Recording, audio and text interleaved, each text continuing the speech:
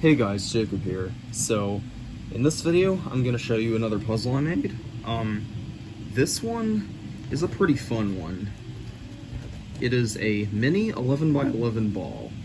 Now, this seems like a bit of a random puzzle, so I'm gonna go ahead and explain why I made it.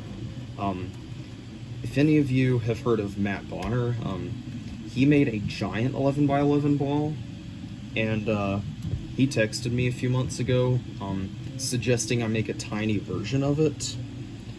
I didn't do it then because I had a bunch of other projects I was working on, but as soon as I finished those projects, I decided I might as well go ahead and make one. So, here it is. As you can see, it is indeed quite small compared to my hands.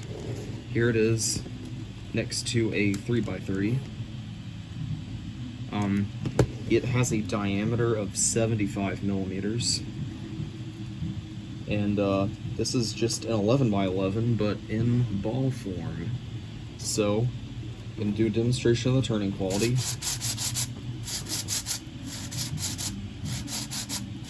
Now, this puzzle turns very well.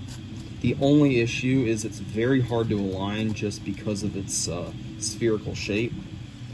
Because there's no edges to grab onto. So you have to align everything as best you can and then hope it's enough to turn a different axis. But as you can see, it is fully functional and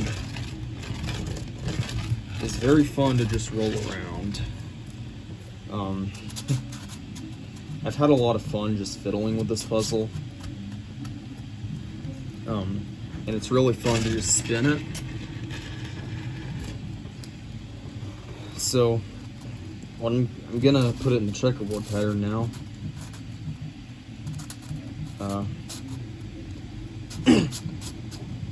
Now, even though this puzzle turns well, I'm not going to scramble and solve it, just because aligning it is such a nightmare. I will put it in the checkerboard pattern though, because it looks awesome in the checkerboard. And yeah.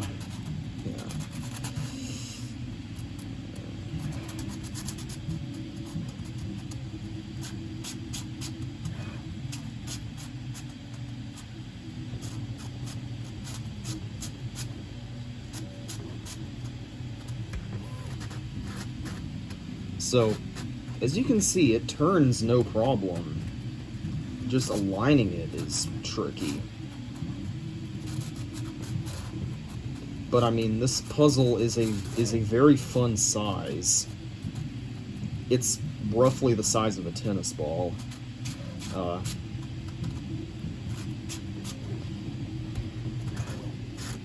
And it's just the perfect size to just hold and play with casually.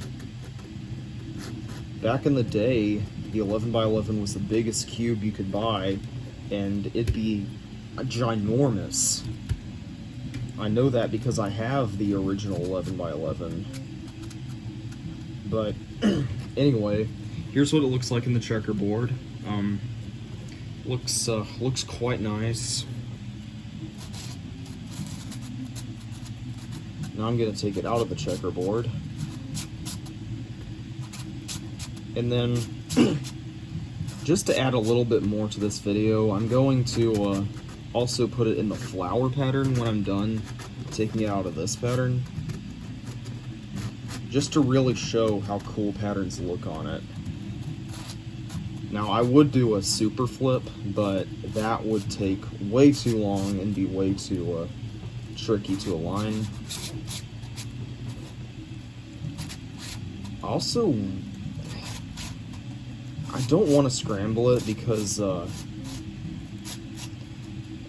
solving it would be a nightmare just because of alignment.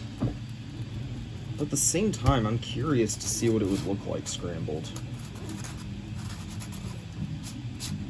I might scramble it one day, but definitely not today.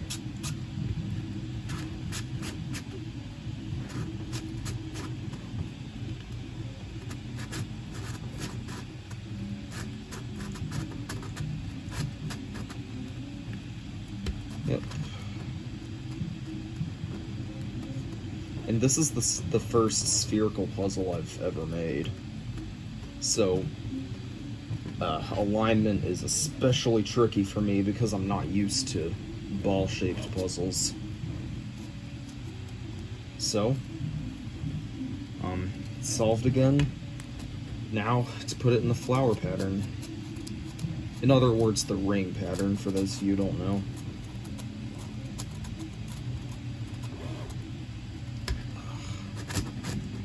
This one's a little bit trickier, but it's still a fairly simple pattern.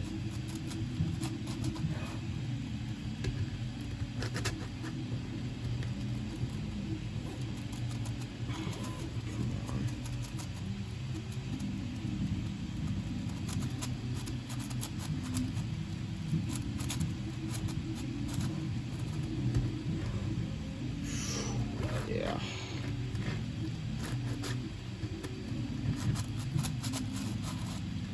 So, it's going to be a little bit, most likely, before I upload my next custom cube design, because I'm working on a big project and a really big project.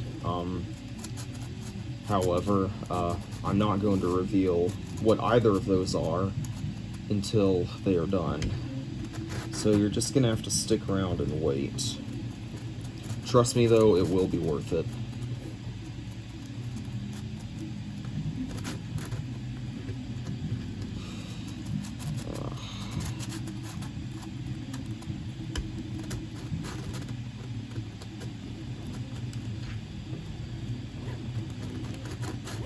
Now the really big puzzle, I'm not going to reveal what it is, but it will be a world record in 2 different ways.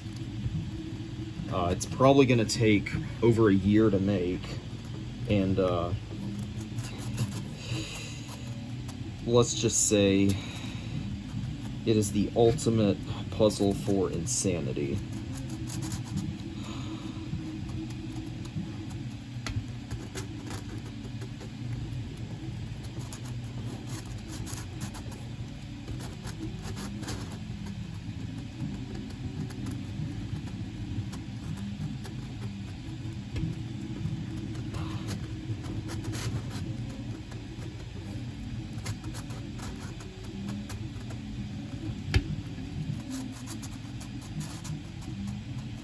Alright.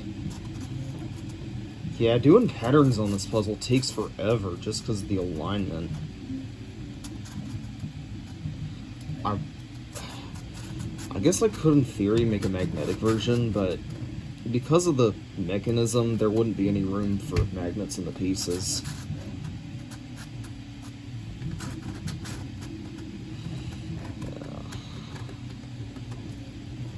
Alright, one more.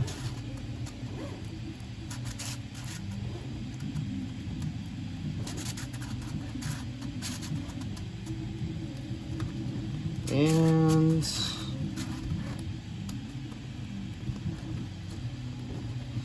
there we go. The flower pattern. Whoa, look at that. I guess you could say I've been on a roll with my puzzles. Get it? Okay, fine. But anyway, that's the 11x11 ball. Stay tuned for my big projects. I promise they will be worth the wait. And thanks for watching, and I'll see you in the next video.